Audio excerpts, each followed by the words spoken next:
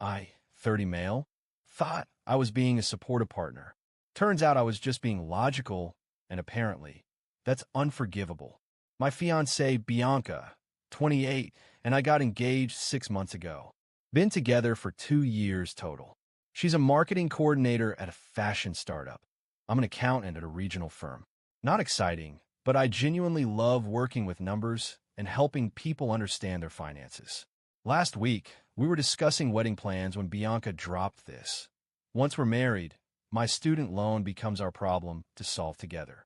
She said it so casually, like mentioning we needed milk. For context, I knew she had loans. She'd mentioned them before, vaguely. Everyone has them, she'd say, waving it off whenever I tried to get specifics. Of course, I said. We're a team. How much are we talking about? She shifted uncomfortably. $87,000. I nearly choked on my coffee. 87,000? It's not that bad. Lots of people have more. What did you study? Communications and fashion marketing. Double major. I took a breath. Okay, big number, but manageable with a plan. That's what I do. I solve financial problems. All right, I said. What's your current payment plan? I've been on income-based repayment, paying about $200 a month. Quick math told me that barely covered interest. At that rate, she'd die before paying it off. How long have you been paying? 4 years. And the balance? Started at $83,000. So in 4 years, despite paying nearly $10,000, she'd actually gone backwards. Classic IBR trap. Okay, I said, already thinking. We need a real plan. Can you show me your budget? Her face went blank. Budget. That's when I learned Bianca didn't have a budget. At all. She made $52,000 a year and had no idea where it went. It's fine, I assured her. We'll figure it out together. Can you pull up your bank statements? 2 hours later, I had a complete picture. And what a picture it was. Monthly expenses. Rent, her half $1,100. Car payment, 2020 BMW 3 Series, $580.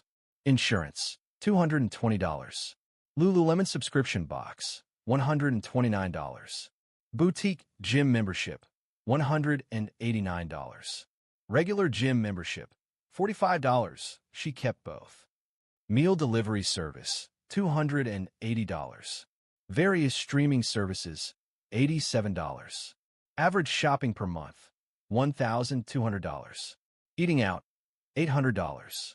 Starbucks, yes, I calculated separately $240. Hair/nails/lashes, $450. Skincare subscription, $95. After taxes and all expenses, she was actually going into debt each month, floating on credit cards. 3 cards, $11,000 total balance. This is why we need to tackle the loans together, she said, apparently missing the irony. Absolutely, I agreed. I've got some ideas. I spent the next 3 days creating a comprehensive plan. Spreadsheets, projections, multiple scenarios. I love this stuff. By the end, I had a beautiful roadmap to debt freedom. Sunday evening, I presented it to her. Set up my laptop, had color-coded graphs and everything. So, I began. If we're aggressive, we can have everything paid off in 4 years. 5 if we want more breathing room.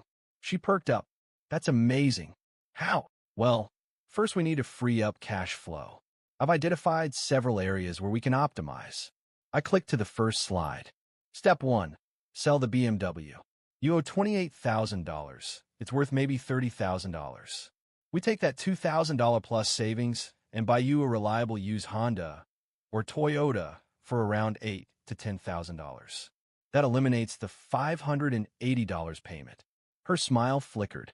Sell my car. It's eating 20% of your post-tax income.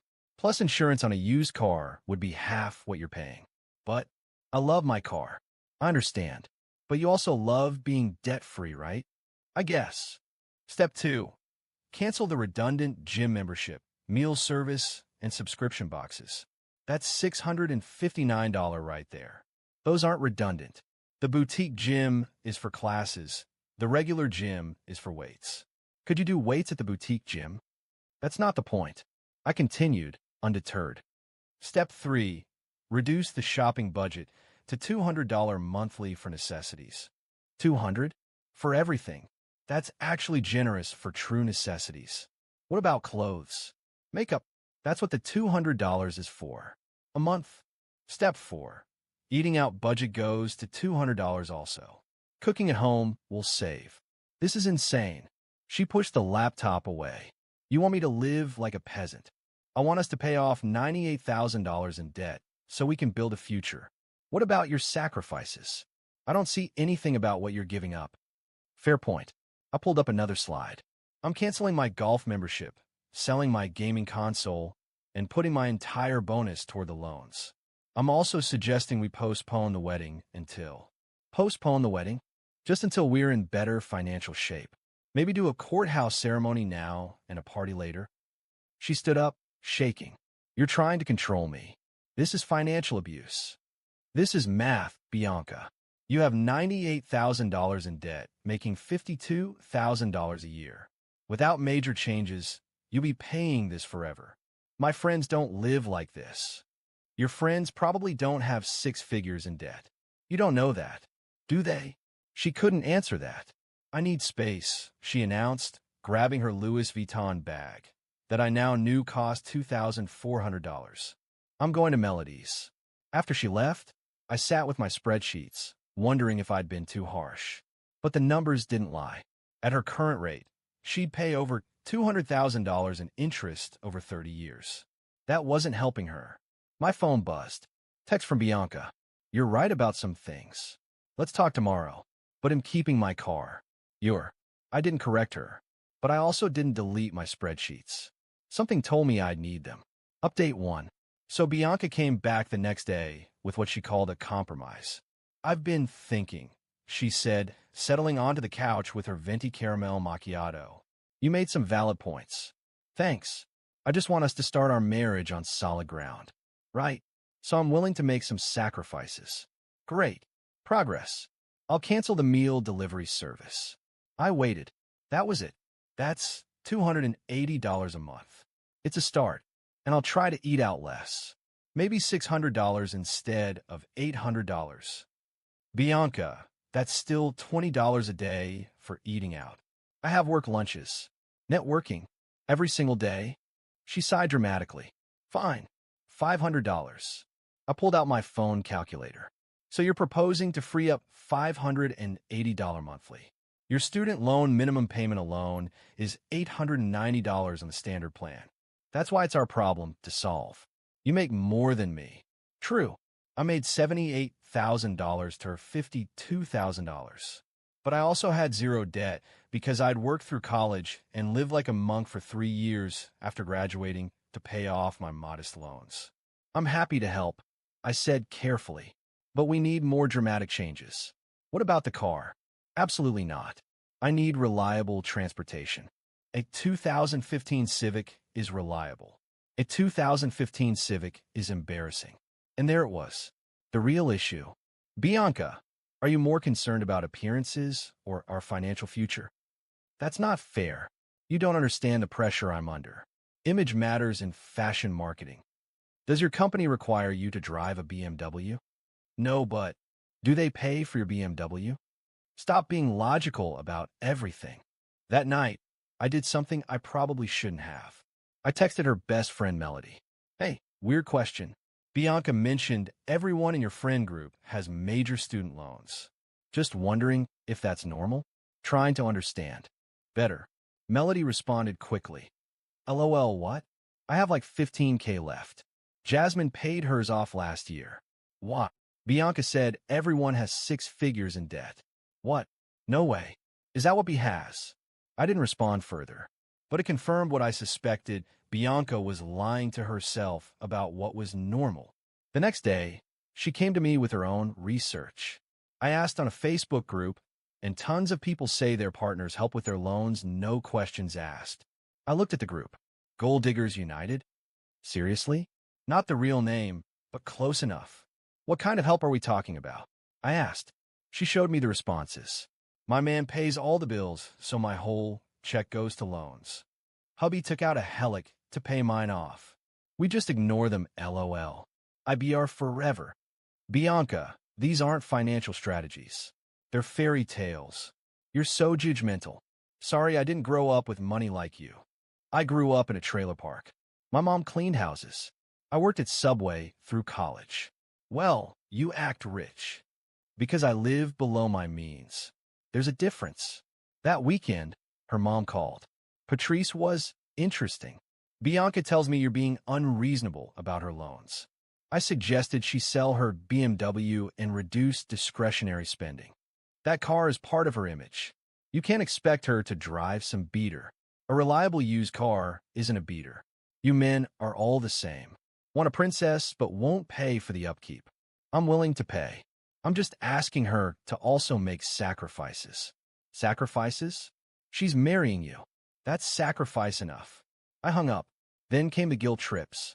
Bianca started leaving her loan statements around the apartment, sighing loudly when she paid bills, mentioning how stressed she was about money while ordering $15 cocktails. The breaking point came yesterday. I came home to find her on the couch, crying. Laptop open to her loan servicer. What's wrong? Seeing that number, it's so overwhelming. I sat beside her, genuinely sympathetic. That's why we need a plan. I know. You're right. I'll do whatever it takes. Really? Yes. I can't live like this anymore. Finally, I pulled up my spreadsheets again. Okay, so first thing tomorrow, we'll list the BMW for sale. What? No, I meant you could pay more each month. Maybe take a second job. I stared at her. You want me to get a second job while you keep your BMW? It would show you're committed to us. And selling your luxury car wouldn't? That's different. Ow. Because it just is. I closed the laptop, stood up, walked to our bedroom, started pulling boxes out of the closet. What are you doing? She followed me. Packing. For a trip. No, Bianca. I'm moving out. What? Because I won't sell my car. Because you want me to work 2 jobs while you change nothing. Because you think our problem means my problem. Because you'd rather manipulate than participate.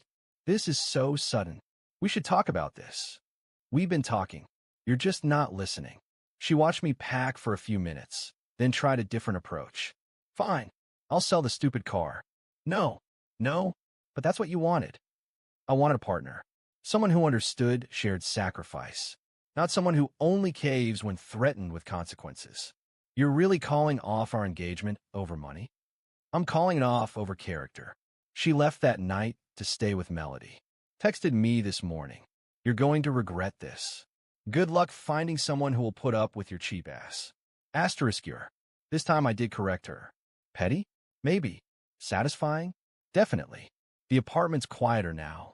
My spreadsheets are still open on my laptop. Maybe I'll use them for my own goals. Maybe travel somewhere. Definitely not in a BMW, though. A used Honda will do just fine. Final update. The entitlement escalation after I moved out was something else. First, Bianca tried the practical approach. Sort of. I've done the math, she texted. If we stay together, you save on rent by living here. That's $1,100 per month you could put toward MY loans. Win-win. Her loans. Not ours anymore. Mask fully off. When I didn't respond, she got creative. She showed up at my office with a binder. A whole presentation about why I should reconsider. Pie charts showing how her debt was an investment in our future because her degree would eventually lead to higher earnings. Projections that assumed she'd be making VP money within 2 years. Bianca, you've been at the same level for 3 years. Because I haven't had the right wardrobe to impress management. See, it's all connected.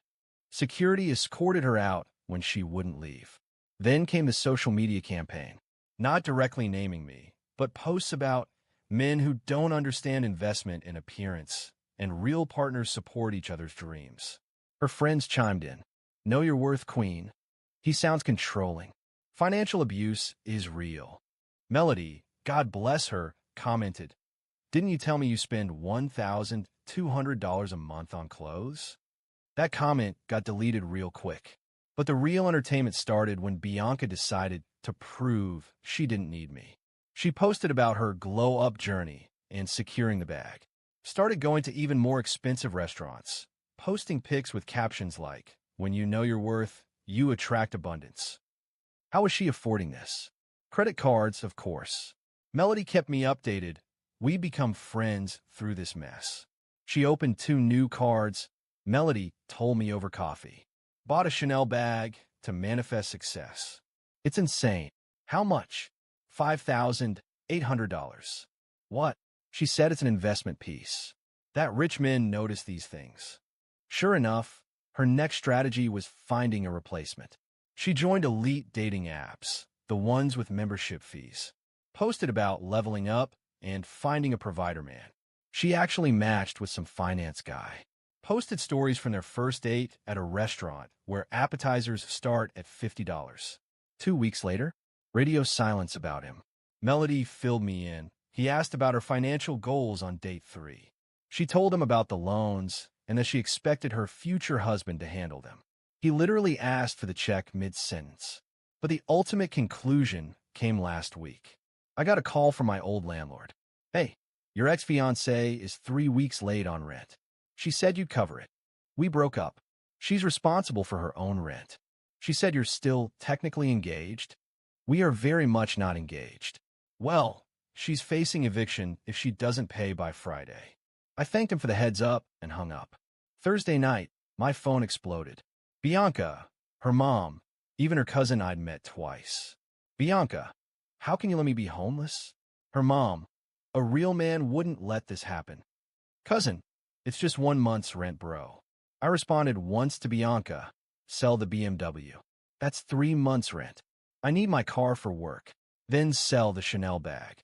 That's an investment. Then get a roommate. I can't live with strangers. Then get a second job. I don't have time. I have networking events. Then move back with your parents. They downsized. My room is an office now. Then figure it out like an adult." She called me crying. I didn't answer. She left a voicemail about how I ruined her life and destroyed her dreams. Her dreams of what? Living beyond her means forever? Finding someone to bankroll her fantasy lifestyle? According to Melody, this morning's update, Bianca did not figure it out. She got evicted. Had to move in with a cousin in a rough part of town. Still has the BMW, though. Apparently, it's all she has left. Well, that and $93,000 in student loans. Plus $18,000 in credit cards now. The last text she sent me. "I hope you're happy. I'm living like a poor person now. This is what you wanted. You're." I didn't correct her this time. Didn't respond at all. But no, Bianca. What I wanted was a partner who understood that being a team meant we both make sacrifices. That our problem meant our problem, not a my problem to solve while you maintained your lifestyle. I wanted someone who could look at a spreadsheet showing them drowning in debt and think, "I need to change," not, "I need someone else to fix this." I'm back in my own place now. Simple 1-bedroom. Drive a 2012 Honda Accord. Have a budget that includes saving 30% of my income. Boring? Maybe. Sustainable? Definitely. And you know what? My coffee tastes just as good from my $20 coffee maker as it does from Starbucks. Actually, better. Because it doesn't come with a side of financial anxiety. To anyone whose partner thinks being a team means you do all the work, run. Spreadsheets don't lie, but entitled people do. And they'll keep lying until reality forecloses on their fantasy. Bianca wanted a provider, not a partner. Hope she enjoys providing for herself now. All $111,000 worth.